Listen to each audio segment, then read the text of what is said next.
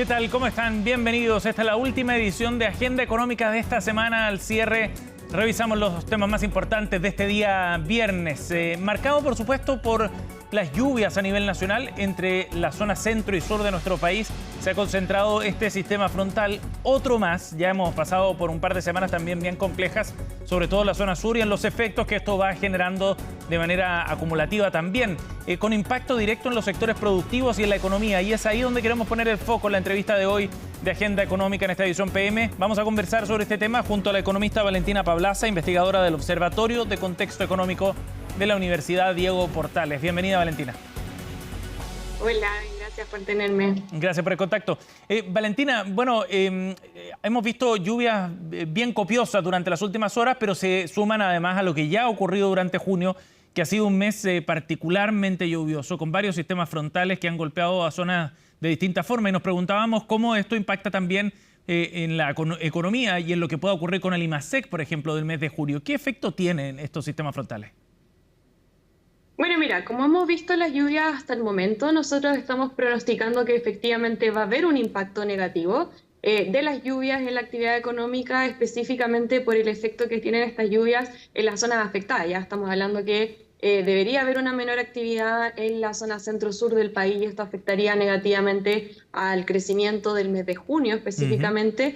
Y podríamos estar hablando en cifras en torno a 2 a 4 a 0,2 o 0,4% menos respecto a lo que hubiera crecido la actividad económica si es que no hubiera estado este sistema frontal. De acuerdo, o sea, hay un efecto y se nota realmente entonces. ¿Eso tiene que ver con cómo algunos sectores productivos ven daños en su infraestructura, por ejemplo?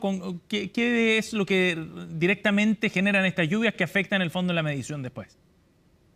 Mira, desde lo que hemos visto hasta el momento, la verdad es que nosotros anticipamos que este menor efecto se va a ver por dos grandes canales. En primer lugar, tenemos un efecto de servicios. Ya las zonas afectadas son súper fuertes en servicios, y en ese sentido, ¿qué es lo que vemos? Es que, por ejemplo, la semana pasada, con los sistemas frontales que fueron mucho más intensos, hubo cancelación de clases. Entonces, por ejemplo, esto disminuye los servicios educativos.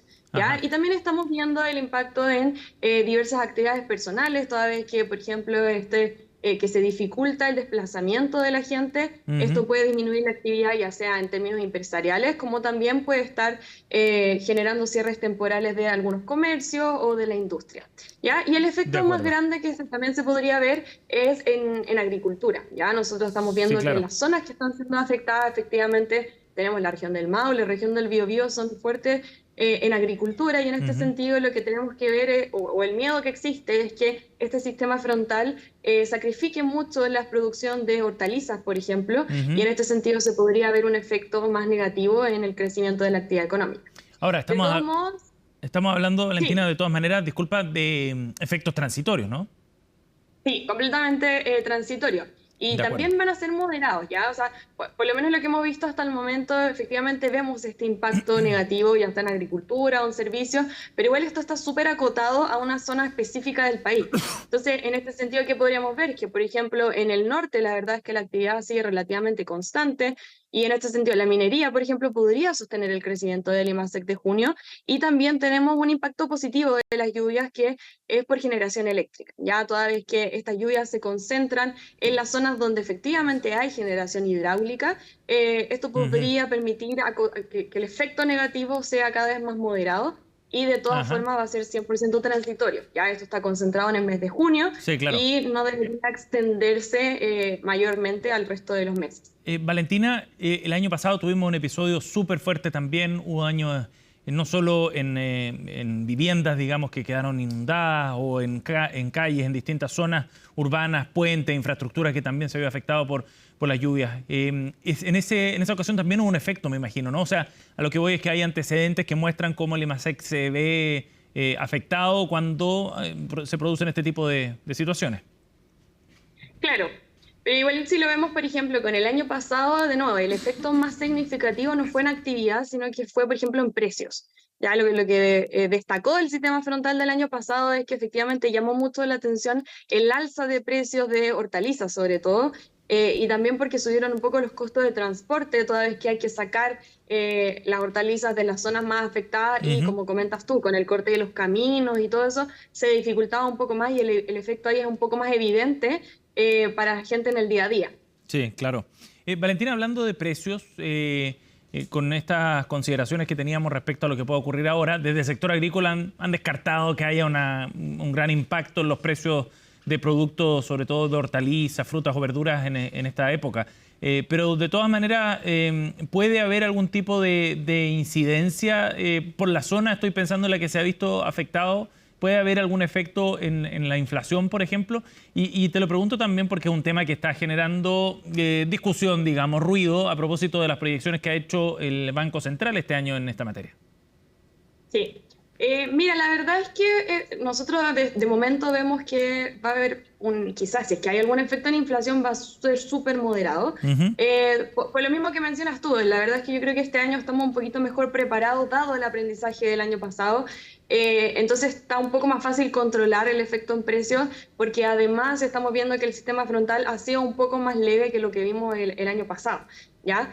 Entonces, en ese sentido, ¿qué es lo que vemos? Es que, por ejemplo, en Chile, dado que estamos concentrados en la región del Maule, la región Biobío, siendo las más afectadas, pero de todos modos las otras regiones todavía permiten regularizar la oferta de alimentos que evite que esto genere un alza en precios. ¿Ya? Y por eso mismo nosotros creemos que de momento esto no debería traducirse en presiones inflacionarias. Descartamos las presiones por el lado de precios de alimentos, por lo menos. Pero sí, como tú comentas, el tema de la inflación ha estado un poco en conversaciones estos días porque también se están anticipando presiones nuevas por otros caminos. Sí, bueno, y sobre eso también queríamos profundizar. El IPOM de esta semana, el informe de política monetaria que entrega el banco, plantea que es probable que la inflación a los niveles, a la meta, digamos, del Banco Central en torno al 3%, recién lo alcancemos hacia 2026 y se corrigen al alza las proyecciones tanto de este año como del próximo. ¿Cuán preocupante es esa situación, Valentina, para entender en el fondo al escenario que nos estamos enfrentando? ¿Sigue siendo un riesgo entonces la inflación o no? Bueno, lo que efectivamente estamos viendo es que, claro, lo que nosotros creíamos que era un problema ya resuelto, efectivamente ha estado siendo un poco más difícil converger a este 3%, pero de todas formas nosotros desde el principio de año ya veíamos que este proceso de convergencia, sobre todo la última parte, es bastante compleja porque evidentemente existe todo tipo de cosas que no podemos controlar. Ya, por ejemplo, ¿qué es lo que nos ha pasado? Es que efectivamente ya pasamos de una inflación de un 14% a un 4%, es un avance tremendo, y esa caída fue mucho más rápida, pero efectivamente ya pasar de un 4 a un 3% es mucho más difícil porque estamos hablando de que básicamente los precios no podrían subir en absoluto.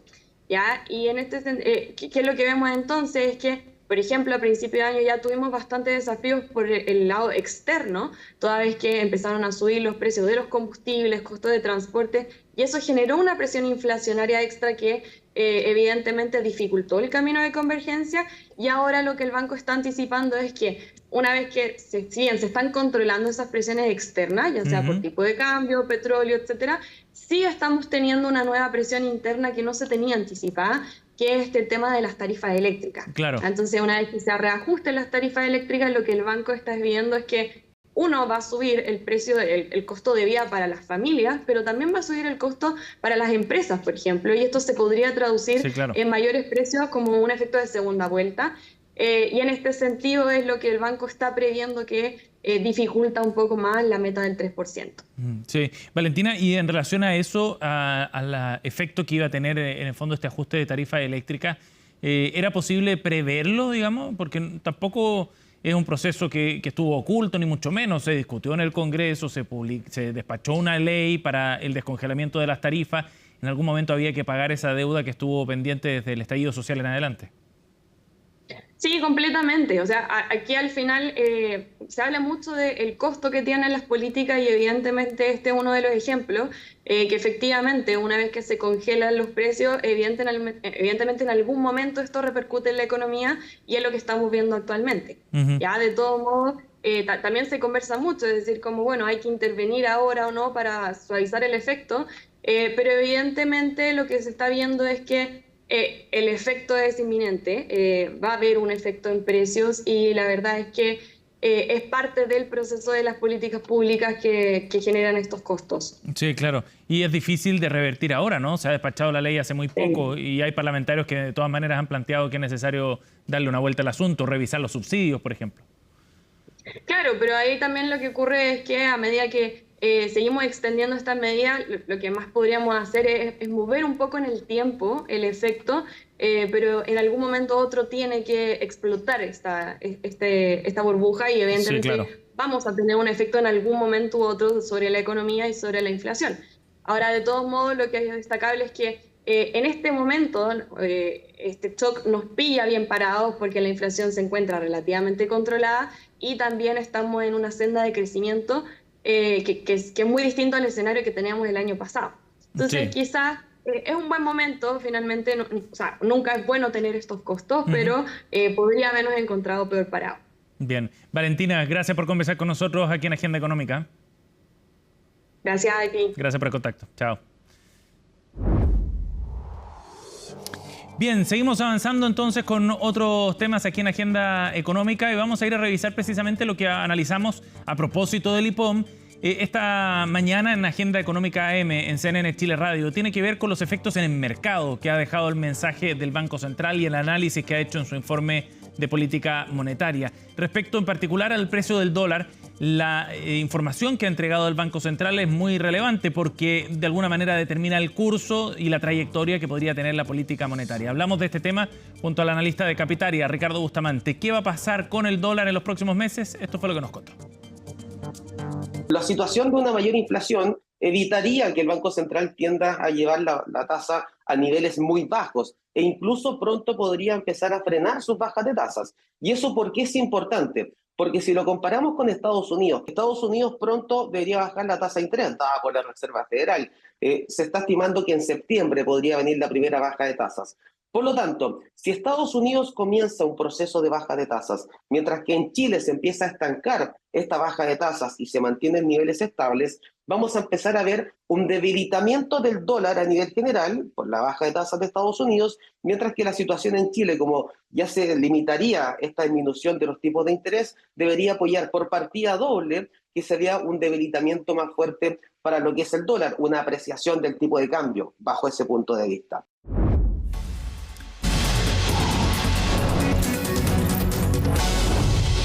Estamos de vuelta, seguimos aquí en Agenda Económica PM y vamos a contarles de un ranking que conocimos esta semana bien interesante porque aborda uno de los temas probablemente más desafiantes que tiene la economía chilena y es cómo mejorar su competitividad frente a otras economías a nivel mundial, cómo hacer de la economía chilena una que sea más productiva, por ejemplo, y que permita de esa forma generar mayor crecimiento económico. Bueno, el ranking publicado aborda precisamente los temas que ya mencionábamos, los de competitividad y cómo está Chile frente a otros países del mundo. Son 67 en total los que están en este ranking, no son todos los países a nivel global, y en ese listado de 67 Chile está en el lugar 44 en la edición 2023. Es un ranking que elabora el Instituto IMD de Suiza. En el capítulo local está apoyado en el trabajo que hace la Facultad de Economía y Negocios de la Universidad de Chile. Y este puesto en el ranking, si bien mejora, es muy leve respecto al año 2022. Avanza solamente un puesto Chile en el listado. El mejor puesto lo obtuvo por allá por el año 2005. Éramos en este ranking el país número 19 en términos de competitividad económica y hemos retrocedido bastante, eso queda en evidencia con este listado. El informe publicado esta semana muestra que los aspectos que son más valorados en la economía chilena, de acuerdo a una de las encuestas que realiza como parte del estudio, muestra que un 70,8% destaca que es una infraestructura confiable, que hay acceso a financiamiento, lo destaca el 66,2% de los encuestados, y también destacan que hay un ambiente legal que es efectivo, como algunos de los aspectos más positivos de nuestro país. Por el contrario, en el ranking nos va muy mal en otros aspectos que son críticos también para incentivar la economía nacional. Por ejemplo, comercio internacional, productividad y eficiencia, y en materia de empleo, en esta edición no estamos bien evaluados y estamos al cierre de este listado de 67 países. Por eso los desafíos, de acuerdo al informe, tienen que ver fundamentalmente con una reforma reforma al sistema político que pueda reducir la fragmentación y que aumente la gobernanza. Por otro lado, reducir la incertidumbre legal para que de esa forma haya un mayor inversión y mayor crecimiento. Y por otra parte también fortalecer la seguridad pública, fortaleciendo sobre todo el trabajo de las policías. Por otro lado, si es que nos enfocamos en aquellos aspectos que son más positivos, en los que estamos liderando a nivel internacional en un ranking que es bien complejo, se destaca que Chile está en el primer lugar del listado en actividad de emprendimientos en etapas tempranas, segundo en el mundo en políticas del Banco Central, terceros en el mundo en barreras en tarifa al comercio, porque son bajas, y cuartos en inversión extranjera. Pistas quizás bien importantes para orientar la discusión política y económica en nuestro país, pensando en los desafíos que vienen hacia adelante, sobre todo si es que queremos recuperar mayor capacidad de crecimiento como aquella que tuvimos hace algunas décadas. Bueno, vamos a ir a otro tema. Lo comentamos en la entrevista del primer bloque. Hablamos del proyecto de tarifas eléctricas que va a significar, desde su implementación, un aumento de las cuentas de luz a partir del próximo 1 de julio. Podría ser en torno al 50-60% en promedio que aumenten las cuentas de electricidad a nivel domiciliario en nuestro país. El proyecto va asociado a una etapa también de subsidio. Y es bien importante ese factor porque permitirá a las familias de menores recursos tratar de absorber parte de ese aumento de tarifas. Después del descongelamiento de precios, pues en los últimos 5 años no había habido ningún tipo de reajuste. En ese contexto, un grupo de parlamentarios está presionando por una serie de medidas. Algunos plantean que es necesario avanzar en subsidios más amplios, que lleguen también a la clase media. Otros dicen que es necesario evaluar los requisitos para postular este subsidio y facilitarlos de alguna forma. Por ejemplo, que aquellos que tienen deudas con las empresas de distribución eléctrica puedan postular de igual forma. Vamos a escuchar a parlamentarios que están respaldando este proyecto de ley a pocos meses nada más de haber terminado esta discusión en el Congreso. Más de 600.000 familias, casi todas pertenecientes al 40% personas más vulnerables, se encuentran siendo deudoras de la cuenta de luz y por lo tanto inhabilitadas para poder postular al subsidio. ¿De qué va a servir el subsidio si más de la mitad de la población que tiene derecho a acceder se encuentra con deuda?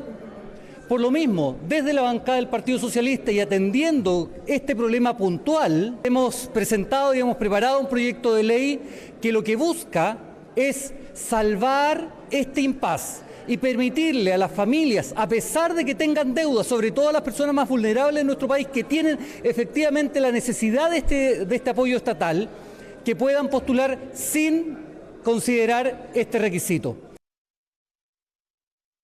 Cuando tuvimos la posibilidad de discutir este tema para que también las empresas pudieran perder algo en parte, fue la misma derecha hoy día que está criticando esto la que se opuso. Y hoy día están señalando, por ejemplo, que esto afecta a la clase media, a las empresas, pero cuando tuvieron la posibilidad y la oportunidad de traspasar estos costos a las grandes empresas, muchas de las cuales son empresas internacionales, no estuvieron de acuerdo con eso. Y es por eso que se presenta esta inquietud. Y por eso que el Partido Socialista, consciente de esa situación, lo que está haciendo hoy día es presentar un proyecto que tienda precisamente por lo menos a solucionar la situación de los sectores más pobres. Bien, vamos a ir a otro tema. En medio del auge de determinadas tecnologías, en particular de la inteligencia artificial, bueno, surgen también algunos desafíos que tienen que ver con cómo las empresas pueden aumentar sus niveles de ciberseguridad y proteger no solo sus datos, sino también los de sus clientes. En ese contexto, la Ley Marco de Ciberseguridad recientemente publicada aborda algunos de esos desafíos y establece obligaciones también para que las empresas puedan llevar adelante programas que sean realmente efectivos al momento de enfrentar delitos cibernéticos. Pedro Vicuña reportó el tema. Probablemente usted ya ha escuchado el concepto de la nube, pero ¿sabe realmente qué es? Podríamos decir que es una red de decenas o cientos de miles de servidores que están conectados en todo el mundo y guardan toda la información que generamos en nuestros celulares, computadores, tablets y prácticamente todos nuestros dispositivos electrónicos. Es tanta la información que contiene que cada vez se hacen más comunes los ciberataques que buscan esa información. Y por eso también es cada vez más importante saber hacerles frente. Cada vez más los ciberataques se siguen automatizando y eso es un riesgo global porque requiere o va a requerir que las empresas y los gobiernos también puedan responder en tiempo real. A presentar una ley, igual está ocurriendo algo parecido en Colombia, ya pasó hace un tiempo atrás en Brasil, la Comunidad Europea la tiene de hace tiempo. Es proteger el individuo con la información privada, que eso puede hacer uso en una campaña para victimizar o vulnerar a un usuario y que el gobierno permita un marco regulatorio que permita esa protección. Hace 2 meses atrás se publicó en nuestro país la nueva Ley Marco de Ciberseguridad, que trae nuevas exigencias que las empresas deberán comenzar a implementar para que puedan proteger a sus clientes. Pero ¿qué tan preparado está nuestro sector empresarial frente a estos nuevos estándares? Esta fue la pregunta que intentó responder el evento Palo Alto Partner Exchange, que se realizó esta semana en Santiago. Hay algunas empresas o industrias que ya se encontraban regulados con anterioridad por normas sectoriales, como los bancos, instituciones financieras, las compañías de seguro, las cajas de compensación. Por lo tanto, ellos ya vienen con un estándar muy parecido a esta norma. Y yo te diría que ellos ya están cumpliendo. Sin embargo, existen otros sectores que pueden estar más expuestos porque no sentían una obligación legal de tener un debido cuidado en la prevención, en el reporte, que eso es bien importante porque no estamos obligados a reportar, y en tercer lugar de resolver incidentes. Hoy día estamos a ciegas. Nosotros no sabemos quiénes reportan a las autoridades cuando han tenido un ciberataque o un incidente de ciberseguridad. Con la nueva norma vamos a tener esta información, es información pública y obviamente que afecta reputacionalmente a las empresas. La misma ley también establece las sanciones de las empresas que no cumplan con los estándares. Bueno, la ley, la multa máxima son 40.000 unidades tributarias mensuales que aplica a los operadores de importancia vital, es decir, estamos hablando aproximadamente $2.800.000. Pasa a ser la multa más alta del ordenamiento jurídico. Eso implica, ¿cierto?, no solamente considerar la pérdida asociada a la multa, sino también lo que hablamos antes, el costo reputacional y las demandas. Otro aspecto que se analizó es cómo enfrenta el empresariado local los desafíos que trae consigo el robustecimiento de la ciberseguridad. Yo creo que los chilenos están teniendo conciencia de las regulaciones que existen actualmente a nivel de ciberseguridad y el 88% de todos los CIOs actualmente de las empresas están considerando este tema de platformization, lo que se llama utilizar plataformas de seguridad en vez de productos individuales, porque al tener productos individuales la postura de seguridad disminuye en vez de aumentar. La idea aquí y lo que nos va a ayudar las regulaciones actualmente en Chile es que tenemos que responder a los ataques cibernéticos de una manera efectiva, eficiente, automatizada, de tal manera que el tiempo para remediar son cuestiones de segundos y no de días. Desafío importante hoy en día con el auge de la inteligencia artificial y la automatización, donde junto con el potencial productivo que trae, vienen acompañados de desafíos éticos y de seguridad, donde la preparación para dar respuesta a estos ataques es cada vez más relevante para proteger la información de las empresas y también de sus clientes. Con esta información cerramos Agenda Económica PM. Muchas gracias por estar con nosotros. Sigan junto a CNN Chile porque ya viene CNN Prime. Que tengan un buen fin de semana. Chao.